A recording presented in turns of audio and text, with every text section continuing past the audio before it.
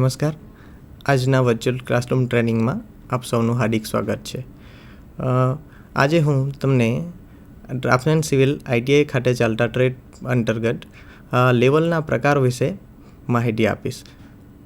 તો શરૂ કરીએ છીએ આજનું લેસન લેવલના પ્રકાર. ઓકે, લેવલના પ્રકાર. જમીનને સમતલ કરવાની જે રીત છે એમાં જે વપરાતા સાધનો છે તેને તેમાં જુદા જુદા મશીનો જે વપરાય છે તેના વિશે આપણે આજે માહિતગાર થઈશું. તો શરૂ કરીએ. લેવલના પ્રકારમાં એનો પરિચય. ટલેક્શન કાર્ય કરવા માટે વપરાતા સાધનને લેવલ કહેવામાં આવે છે, જે આપણે અગાઉના લેસનમાં પણ શીખી ગયા છે. ટલેક્શન કાર્ય એટલે જમીનને સમતળ કરવાનું જે કાર્ય છે તે કાર્ય માટે જે સાધનો વપરાય છે તેના વિશે આજે માહિતી મેળવીશું. તો તેમાં જુદા જુદા પ્રકારના લેવલનો પ્રયોગ થાય છે. તેમાં પહેલું છે ડમ્પી લેવલ, બીજું છે વાય લેવલ, ત્રીજું છે ઉત્ક્રમણીય લેવલ, ચોથું છે અવનમ્ય લેવલ, પાંચમું છે ત્વરિત સ્થાપન લેવલ, અને છઠ્ઠું છે ઓટોસેટ લેવલ, અને સાતમું છે ડિજિટલ લેવલ. વિગતવાર માહિતી મેળવીએ. પહેલું છે ડમ્પી લેવલ. ટલેક્શન કાર્યમાં ડમ્પી લેવલનો સૌથી વધારે ઉપયોગ થાય છે. આ લેવલની રચનામાં એનું ટેલિસ્કોપ એના લેવલના પિંડ સાથે જડી દીધેલું હોય છે, એટલે તેમાં અન્ય લેવલની સરખામણીએ સ્થળાંતરીય ભાગ ઓછા હોય છે, તેથી તેને ડમ્પી લેવલ કહેવામાં આવે છે. આ સૌથી આધુનિક પ્રકારનું સાધન છે જે અત્યારે સૌથી વધારે ઉપયોગમાં આવી રહ્યું છે. આ છે ડમ્પી લેવલની આકૃતિ. એક ફિગર છે, તેમાં આપણે ડમ્પી લેવલ જોઈ રહ્યા છે. આ લેવલ અહીં બતાવવામાં આવ્યું છે. એના જુદા જુદા ભાગો વિશે માહિતી મેળવી લઈએ. તેમાં પહેલું છે એનું ટેલિસ્કોપ, બીજું છે લેવલ ટ્યુબ અથવા તો બબલ ટ્યુબ, ત્રીજું છે સમતલીકરણ શીલ્સ, અને ચોથું છે ટ્રીપોડ. અહીં આકૃતિમાં એના જુદા જુદા ભાગો આપણે જોઈ રહ્યા છે. જેમાં પહેલું છે આ ભાગને, અહીંયાથી જે ઉપરનો ભાગ છે જે દૂરબીન જેવા આકારનું દેખાય છે એને ટેલિસ્કોપ કહેવામાં આવે છે.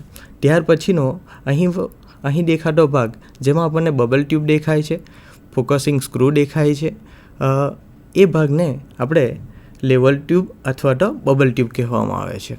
ત્યાર પછી એને સમતલ કરવાનો જે ભાગ છે નીચેનો, તેમાં આપણને 3 ફૂટ સ્ક્રૂ દેખાઈ રહ્યા છે, એક ઉપલી પ્લેટ દેખાઈ રહી છે, ત્યાર પછી નીચેની પ્લેટ દેખાઈ રહી છે. એ ભાગને આપણે સમતલીકરણ શીર્ષ કહીશું. અને ત્યાર પછી છે ચોથો ભાગ ટ્રીપોડ, એટલે કે એની ગોળી, જ્યાં આગળ લેવલ બેસાડવાનું રહે છે. જ્યાં કામ કરતી વખતે આપણે લેવલની યોગ્ય ઊંચાઈ મેન્ટેન કરવા માટે આપણે સર્વેયરના કોઈપણ સાધનને આપણે ટ્રીપોડ ઉપર બેસાડીએ છીએ. ટ્રીપોડ એટલે કે ગોળી. એમાંથી એના જે ભાગો છે તેને આપણે વિગતવાર માહિતી મેળવીએ. પહેલું છે ટેલિસ્કોપ.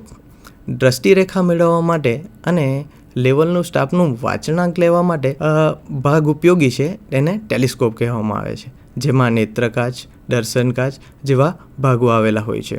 ત્યાર પછી છે લેવલ ટ્યુબ અથવા તો બબલ ટ્યુબ. લેવલ ટ્યુબ એ ટેલિસ્કોપની ઉપર બેસાડેલી હોય છે. તેને એક છેડે મિજાગ્રો અને બીજે છેડે કેપ્સ્ટન હેડેડ સ્ક્રૂ લાગેલો હોય છે. લેવલ ટ્યુબની મદદથી લેવલને ક્ષૈતિજ બનાવવામાં આવે છે. એટલે કે આપણું મશીન જ્યારે કાર્ય કરવા માટે યોગ્ય છે કે નહીં એ ક્યારે ખબર પડશે આપણને? લેવલ ટ્યુબનો જે બબલ છે એ એકદમ કેન્દ્રમાં રહે ત્યારે આપણને ખબર પડશે કે આપણું મશીન કાર્ય કરવા માટે રેડી છે કે નહીં. બરાબર છે? તો આ ભાગનો સૌથી વધારે એની અંદર એની ચોકસાઈનો જો કોઈ આધાર હોય તો લેવલ ટ્યુબના સેટિંગ ઉપર રહેલો છે. ત્યાર પછી છે સમતલીકરણ શીર્ષ. સમતલીકરણ શીર્ષની મદદથી દ્રષ્ટિરેખાને પ્લેનને ક્ષૈતિજ તલમાં લાવવામાં આવે છે. તેમાં ઉપલી પ્લેટ, નીચલી પ્લેટ અને લેવલિંગ સ્ક્રૂ, જે 3 અથવા 4 ફૂટ સ્ક્રૂ વગેરે ભાગોમાં બનેલા હોય છે. અને છેલ્લું છે ટ્રીપોડ, એટલે કે ગોળી ઉપર લેવલને બેસાડવામાં આવે છે. હવે સમતલીકરણનો શીર્ષનો જો આપણે ઉપયોગ જોઈએ તો જે લેવલ મશીન છે એનો જે બબલ છે એ જો કેન્દ્રમાં રાખવાનો હોય તો આ ભાગને સૌથી પહેલાં ઓપરેટ કરવો પડે છે. એના ઉપર જે સ્ક્રૂ આવેલા હોય છે એ જે 3 અથવા તો 4 ફૂટ સ્ક્રૂ લાગેલા હોય, જેની મદદથી આપણો જે લેવલ છે, આપણું જે મશીન છે એનું સમગ્ર લેવલિંગ એટલે કે સમતલ છે કે નહીં એ જાણવું હોય, એ કાર્ય કરવું હોય તો એના પર એનો આધાર રહેલો છે. ત્યાર પછી છે બીજો પ્રકાર મશીનનો, તેમાં છે એ અવનમ્ય લેવલ એટલે કે ટિલ્ટિંગ લેવલ. આ પ્રકારના લેવલમાં ટેલિસ્કોપને ઉર્ધ્વાધર પ્લેનમાં ફેરવવા માટે ખાસ પ્રકારના ટિલ્ટિંગ સ્ક્રૂની આપવામાં આવેલો હોય છે. તેમાં દરેક વાચનાંક લેતી વખતે અવનમ્ય સ્ક્રૂનો ઉપયોગ કરીને બબલ ટ્યુબને કેન્દ્રમાં લાવવામાં આવે છે. હવે ટિલ્ટિંગ લેવલ આપણે જોઈએ તો જે લેવલ મશીન છે તેને આખા ઉર્ધ્વાધર પ્લેનમાં એટલે કે વર્ટિકલ સરફેસમાં આપણે પૂર્ણ ફેરવી શકીએ એમ હાલતમાં હોઈએ છીએ. જેવી રીતના આપણે એક સાધન છે કે જે પૂરેપૂરું ઉપરની દિશામાં ફરી શકે એમ છે, બરાબર છે. એનું જે ટેલિસ્કોપ છે એ ફિક્સ હોતું નથી અને એ આખું 180 ડિગ્રી સરફેસમાં આપણે ફેરવી શકીએ છીએ. અને તેમાં એક ખાસ પ્રકારના સ્ક્રૂનો પ્રયોગ થયેલો હોય છે જેને અવનમ્ય સ્ક્રૂ કહેવામાં આવે છે. હવે જ્યારે પણ આ લેવલનો ઉપયોગ કરવાનો હોય ત્યારે દરેક વખતે એના જે બબલ છે એ એક રીડિંગ લીધા પછી, એક વાચનાંક લીધા પછી બીજા વાચનાંક પર જ્યારે પણ જઈએ ત્યારે આપણે એના જે બબલ ટ્યુબ છે એને કેન્દ્રમાં લાવવા માટે અવનમ્ય સ્ક્રૂનો ઉપયોગ કરવામાં આવે છે, જેથી એને આ પ્રકારના મશીનને ટિલ્ટિંગ લેવલ તરીકે ઓળખવામાં આવે છે. અવનમ્ય સ્ક્રૂના કારણે લેવલિંગની ચોકસાઈ એ વધારે મળે છે. આ લેવલમાં ટેલિસ્કોપની બાજુમાં એક નાનું ગોળ સ્પ્રિટ લેવલ આપેલું હોય છે. આ નાના સ્પ્રિટ લેવલનો ફૂટ સ્ક્રૂનો ઉપયોગ કરીને તેને કેન્દ્રમાં લાવવામાં આવે છે, જેથી સમાંતરણ રેખા આશરે ક્ષિતિજ બને છે. હવે અવનમ્ય લેવલમાં આપણે દરેક વખતે એનો જે બબલ છે એને કેન્દ્રમાં લાવીએ છીએ, જેના કારણે આપણું જો કાર્ય છે તેની જે ચોકસાઈ છે એ વધી જાય છે. તેથી કરીને ટિલ્ટિંગ લેવલનો ચોકસાઈ વધારે કામ મેળવવું હોય ત્યાં વધારે ઉપયોગ થાય છે. ટેલિસ્કોપની બીજી બાજુએ એક મુખ્ય સ્પ્રિટ લેવલ જોડેલું હોય છે અને મુખ્ય સ્પ્રિટ લેવલનો બબલ કેન્દ્રમાં છે કે નહીં તે જાણવા માટે એક અરીસો આપવામાં આવેલો છે, જેમાં બબલનું પ્રતિબિંબ પડે છે. દરેક વાચનાંક લેતી વખતે અવનમ્ય સ્ક્રૂનો ઉપયોગ કરીને મુખ્ય સ્પ્રિટ લેવલ બબલને કેન્દ્રમાં લાવવામાં આવે છે. આપણે આગળ જેમ ચર્ચા કરી તેમ ટિલ્ટિંગ સ્ક્રૂનો ઉપયોગ કરીને એ બબલને હંમેશા કેન્દ્રમાં રાખવામાં આવે છે, જેથી કરીને એની ચોકસાઈ વધારે મળી રહે છે. આ છે ટિલ્ટિંગ લેવલની ફિગર. જેમ આપણે આગળ જોઈ ગયા તેમ નીચેનો ભાગ એ સમતલીકરણ શીર્ષ છે. આની અંદર પણ 3 ફૂટ સ્ક્રૂ જ આપેલા છે અથવા તો 4 ફૂટ સ્ક્રૂનો પ્રયોગ થયેલો હોય છે. આ ભાગ છે અહીંયાથી અહીંયા સુધીનો ભાગ, એને આપણે લેવલ ટ્યુબ અથવા તો બબલ ટ્યુબ કહીશું અને આ છે એનું ટેલિસ્કોપ. હવે એના ભાગો જોઈ લઈએ. એમાં પહેલું છે ટેલિસ્કોપ, બીજું છે આઈપીસ, ત્રીજું છે રેસ હેડ અને ચોથું છે ઓબ્જેક્ટિવ એન્ડ, પાંચમું છે લેવલ ટ્યુબ, છઠ્ઠું છે ફોકસિંગ સ્ક્રૂ, સાતમું છે ફૂટ સ્ક્રૂ અને ત્યાર પછી છે ટ્રાયબેજ અને નવમું છે એડજસ્ટિંગ ડાયાફ્રામ. ત્યાર પછી આવે છે બબલ ટ્યુબ અથવા તો ફિક્સિંગ સ્ક્રૂ, 11મું છે ટિલ્ટિંગ સ્ક્રૂ, ત્યાર પછી છે સ્પ્રિંગ લોડર્સ પ્લન્જર, ત્યાર પછી છે ટ્રાયવેટ સ્ટેજ અને 14મું છે લાસ્ટ છે મિરર. ત્યાર પછી છે બીજા લેવલનો પ્રકાર એક ક્વિક સેટ લેવલ તરીકે ઓળખવામાં આવે છે. આ એક આધુનિક સાધન છે, અવનમ્ય લેવલ પ્રકારનું સાધન છે, જેમાં બોલ અને સોકેટવાળા સાંધાના મિકેનિઝમના કારણે ઝડપથી સમતલીકરણ થઈ શકે છે. તેનું વજન આશરે 2 કિલો જેટલું હોય છે અને તેની રેન્જ 250 મીટર હોય છે.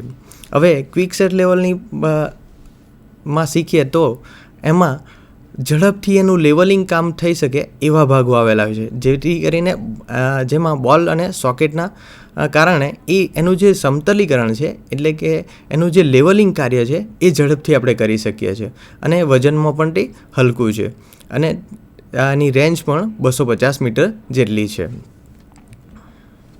ક્વિક સેટ લેવલના ભાગો જોઈએ તો એમાં બોલ સોકેટ સાંધાની રિંગ આવેલી છે, ત્યાર પછી નાનું સ્પ્રિટ લેવલ આવેલું છે અને ત્યાર પછી છે અવનમ્ય સ્ક્રૂ આવેલું છે અને ત્યાર પછી મુખ્ય સ્પ્રિટ લેવલ આવેલું છે. ત્યાર પછી છે ઓટોસેટ લેવલ. ઓટોસેટ લેવલમાં એક ઓપ્ટિકલ કોમ્પેન્સેટર હોય છે જે દ્રષ્ટિરેખાને 15 મિનિટની મર્યાદામાં નમ્યું હોય તો પણ ક્ષિતિજ રાખે છે. તેથી સામાન્ય લેવલમાં હોય તેવી બબલ ટ્યુબ આ પ્રકારમાં હોતી નથી. આ લેવલમાં આશરે પડતું સમતલીકરણ કરવા માટે એક ગોળ બબલ રાખવામાં આવેલો હોય છે. લેવલનું આશરે પડતું સમતલીકરણ કર્યા બાદ ચોક્કસપૂર્વક સમતલીકરણ કરવાની જરૂર પડતી નથી. ઓટો સેટ લેવલની જો ખાસિયત આપણે જોઈએ તો એ લેવલ 15 મિનિટ સુધીની ડિગ્રીમાં જો નમી ગયેલું હોય તો પણ એનો બબલ હંમેશા લેવલમાં જ રહે છે. જેથી કરીને ઓટો સેટ લેવલ દરેક વખતે આપણે કોઈકવાર કોઈ આંચકો આવી જાય, કોઈકવાર આપણા હાથ અડી જાય તો એ જે નમી જવાની જે ખામી ઉત્પન્ન થાય તે ઓટો સેટ લેવલમાં જોવા મળતી નથી આપણને. ઓટો સેટ લેવલની ખાસિયતો જોઈ લઈએ તો આપણું જે લેવલિંગ કામ છે એને ઝડપી બનાવે છે. ત્યાર પછી કોઈ ત્રુટી આવતી નથી. આ લેવલમાં દૃશ્યની તેજસ્વીતા વધારે હોય છે. અચાનક આવતા આંચકા, ધક્કા વગેરેને શોષવાની વ્યવસ્થા આ લેવલમાં હોય છે. આ છે ઓટો સેટ લેવલની આકૃતિ. તેમાં આપણે એના ભાગો જોઈ લઈએ તો આ નીચેની પ્લેટ છે અને આ ઉપરની પ્લેટ છે. એના વચ્ચેના ભાગમાં એના 3 ફૂટ સ્ક્રૂ અથવા તો 4 ફૂટ સ્ક્રૂ આવેલા હોય છે, જેની મદદથી એને એ મશીનને લેવલ કરી શકાય છે. અને એના નીચેનો જે ભાગ છે, અહીંયા આગળ ગોળ આપણને ભાગ દેખાઈ રહ્યો છે, ત્યાં જે એક સ્ક્રૂ આપવામાં આવેલો હોય તેની મદદથી એ ભાગને આપણે ટ્રીપોડ ઉપર સેટ કરી શકીએ છીએ. આ એનો ભાગ છે બબલ ટ્યુબવાળો ભાગ, જેના મદદથી આપણને ખબર પડશે કે આપણું મશીન લેવલમાં છે કે નહીં. અને ત્યાર પછી છે આ આપણો ટેલિસ્કોપવાળો ભાગ. એમાં સૌથી પહેલાં આપણો આઈપીસ લેન્સ એટલે કે માણસ જ્યાંથી દ્રષ્ટિરેખા મેળવે છે. ત્યાર પછી આ ઓબ્જેક્ટિવ એન એટલે જે બાજુ આપણું રીડિંગ લેવાનું હોય તે ભાગ રાખવામાં આવેલો હોય છે. એક આધુનિક પ્રકારનું આ સાધન છે જેમાં સુધારા કરીને લાસ્ટમાં આ ઓટો સેટ લેવલ આપણને બનાવવામાં આવેલું છે. ત્યાર પછી છે એક બીજો પ્રકાર જેને એબની લેવલ તરીકે ઓળખવામાં આવે છે.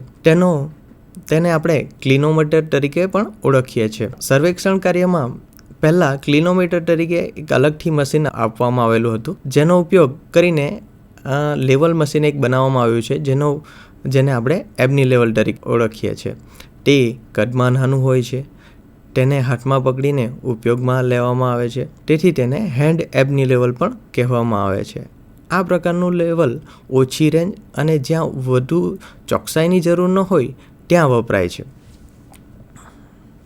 એબની લેવલની મદદથી ઉર્ધ્વકોણ અથવા તો ઢાળ માપી શકાય છે. ઉર્ધ્વકોણ માપવા માટે ટેલિસ્કોપ ઓબ્જેક્ટ તરફ ટાંકવામાં આવે છે. આથી બબલ કેન્દ્રમાં નહીં રહે અને બબલને કેન્દ્રમાં લાવવા માટે હેડ સ્ક્રૂ ફેરવવામાં આવે છે, જેથી બબલ ટ્યુબ ફરે છે.